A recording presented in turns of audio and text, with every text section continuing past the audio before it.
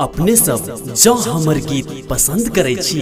तो Dharmveer Dhurandhar official YouTube channel के subscribe करू और साथ में घंटी के निशान सेहो दबाओ। Presented by Bhawani music. केस्टा के मान छे डीजे मनीष राज। केस्टा के मान छे केस्टा के मान छे दरभंगा एले बंगाल सा हिरनी के चाल छे के चाल छे के चाल अरे एले बंगाल सा हिरनी के चाल छे कमर हिला के इत करे बबाल छे देखे रो देखे एकर गोरे गोरे गाल छे अरे एकरा पटा और केस्टा के माल छे केस्टा के मान छे केस्टा के मान रे एकरा पटा और केस्टा के माल छे केस्टा के मान छे केस्टा के मान छे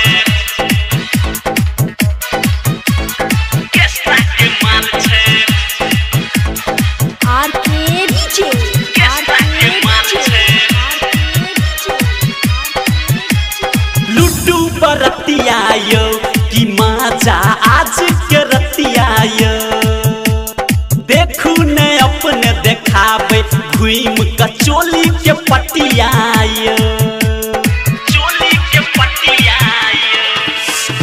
लुड्डू बरतिया यो कि माजा आज के रतिया यो देखू ने अपने देखावे घुम कचोली के पटिया यो देखू गजबे लागे छै यो एकर सामान सबके देख क डोले लागे छै ईमान नीचा ठोकाले एकर घोड़ा के नाल छै अरे एकरा पटा और केस्टा के माल छै केस्टा के मान छे केस्टा के मान छे रे एकरा पटा और केस्टा के माल छै केस्टा के मान छे केस्टा के मान छे डीजे मनीष राज। मनीष राज। केस्टा के मान छे केस्टा के मान छे केस्टा के मान छे दरभंगा केस्टा के मान छे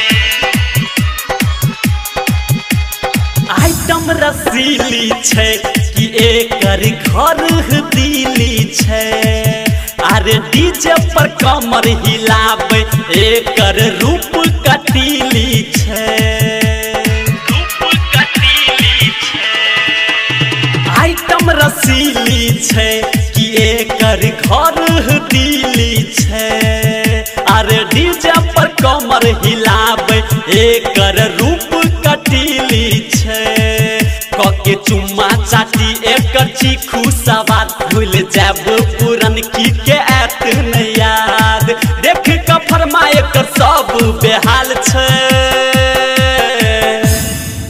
अरे एकरा पटा और केस्टा के माल छै केस्टा के मान छे केस्टा के मान रे छे एकरा पटा और केस्टा के माल छै केस्टा के मान छे केस्टा के मान छे केस्टा के मान छे केस्टा के आरके मान डीजे। छे आरके डीजे। केस्टा के मान छे राइटर बिकी विशाल नहीं माल मिलत दोबारा यो धर्मवीर धुरंधर सुनू ने आहा के लागत भारा यो लागत भारायो हाँ राइटर बिकी विशाल नहीं माल मिलत दोबारा यो धर्मवीर धुरंधर सुनू ने आहा के लागत भारा यो देखू परवीन बीच में टपक गेले जाके छौरी में देखू यो सैट गेले कहे घनश्याम ई आइटम कमाल छै अरे एकरा पटा और केस्टा के माल छै केस्टा के मान छे केस्टा के मान अरे छे एकरा पटा और केस्टा के माल छै एले बंगाल सा हिरनी के चाल छै कमर हिला के इ त करे बवाल छै देख रो देख एकर गोरे गोरे गाल छै अरे एकरा पटा और केस्ट्रा के माल छै केस्ट्रा के माल छै केस्ट्रा के माल रे एकरा पटा और केस्ट्रा के माल छै Presented by Bhavani Music.